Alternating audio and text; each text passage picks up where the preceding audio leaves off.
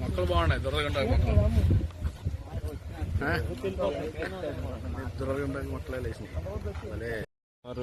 10:45, 11 గంటల సమయంలో తోటలూరు మండలం ఐనూరు గ్రామ అవుట్కట్స్లో కరకట్ట విజయవాడ అవనగడ్డ కరకట్ట మీద వెళ్తున్న అవనగడ్డ నుంచి విజయవాడ వెళ్తున్న బస్సు అదుపు తప్పి పొలాల వైపు రావడం జరిగింది. దాంట్లో సుమారు 37 మంది ప్యాసింజర్స్ ఉండడం జరిగింది.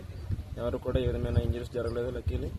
సో బస్సు అదుపు తప్పి అన్ఈవెన్గా ఉండటం వల్ల ప్రమాదం జరిగిందని చెప్పి డ్రైవర్ చెప్తున్నాడు.